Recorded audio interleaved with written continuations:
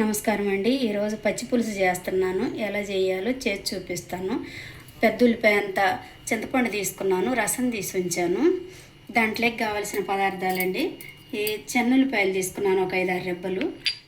ఒక కప్పు బెల్లం తీసుకున్నాను. ఎంత అవసరమైతే అంత వేసుకోవచ్చండి బెల్లము. కరివేపాకు తీసుకున్నాను. కరివేపాకు ఒక రెబ్బ కొత్తిమీర తీసుకున్నాను. ధనియాలు, ఒకటి మీడియం సైజు ఉల్లిపాయ అండి, కట్ చేసి ఉంచుకున్నాను సన్నగా. ఎండుమిరపకాయలు తీసుకున్నాను ఒక 5-6.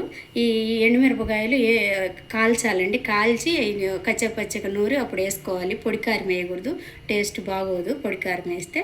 ఎలా చేయాలో చేసి చూపిస్తానండి. ఇలా ఎండుమిరపకాయలన్నీ ఇలా కాల్చుకోవాలండి. పొడి కారం వేస్తే బాగోదు కదా. మామూలుగా అయితే నిప్పుల్లో కాల్చుకుంటారు, కానీ మనకు నిప్పులు లేవు కదా, ఇంతకంటే అవకాశం లేదు. గ్యాస్ మీదనే కాలుస్తున్నాను.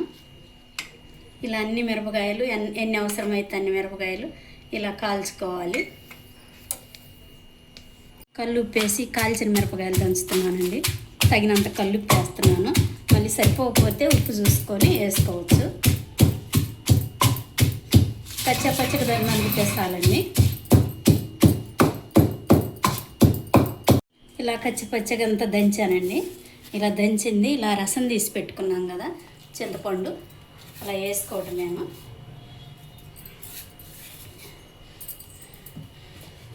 ఇలా అన్నీ రెడీ చేసుకుంటే ప్రాసెస్ అంతా ఈజీగా ఉంటుందండి. ఇప్పుడు ముందుగా కట్ చేసి ఉంచుకున్న ఉల్లిపాయ వేస్తున్నాను. తగినంత బెల్లం వేస్తున్నానండి, మళ్ళీ చూసుకొని వేసుకోవచ్చు.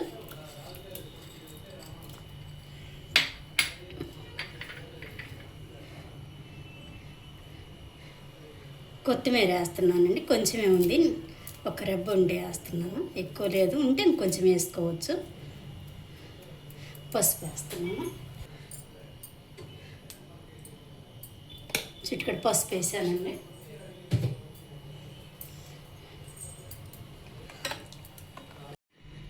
బెల్లము, ఉప్పు, పసుపు అన్నీ, పెద్ద ఉల్లిపాయ అన్నీ వేసానండి. అన్నీ పర్ఫెక్ట్గా సరిపోయినాయి. ఇలా అన్నీ కలిపి ఉంచుకొని ఇప్పుడు తాలింపు వేసుకోవటమేను. తగినంత ఆయిల్ వేస్తున్నానండి.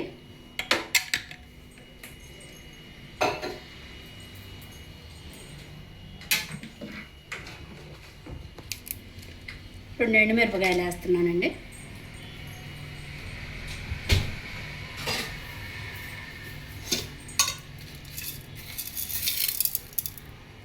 రెండు స్పూన్లు తాలింపు గింజలు వేస్తున్నామండి. కొంచెం ఎక్కువ వేసుకున్నా బాగానే ఉంటుంది. గింజలు లైట్గా వేగినాయండి. ఇప్పుడు కొంచెం జీలకర్ర వేసుకోవాలి. ఇలా చేత్తో జీలకర్ర ఇలా వేస్తే మంచి టేస్ట్ ఉంటుంది. కొంచెం ఎక్కువే పడుతుంది జీలకర్ర. ధనియాలు కూడా అలాగే చేత్తో నలిపేసి వేసానండి.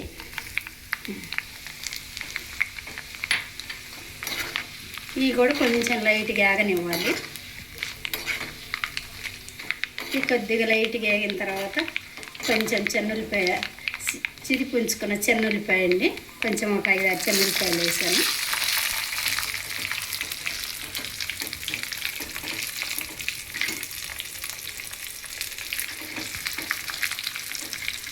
ఇవన్నీ కొంచెం వేగిన తర్వాత ముందుగా కడిగి ఉంచుకున్న కరివేపాకు వేస్తున్నానండి. ఇలా అంతా లైట్గా గోల్డ్ కలర్ రావాలి తాలింపు గింజలన్నీ. ఇప్పుడు కరివేపాకు వేస్తున్నాను. అంతా వేగిందండి తాలింపు అంతా. టేస్ట్ అంతా తాలింపులోనే ఉంటుంది, అది సెట్ చేసుకున్న తర్వాత పచ్చి పులుసు. ఇప్పుడు పొయ్యి కట్టేసుకొని ఇలా ముందంతా పెట్టేసుకున్నాం కదా, కలిపేసి ఇలా వేసేసుకోవాలి.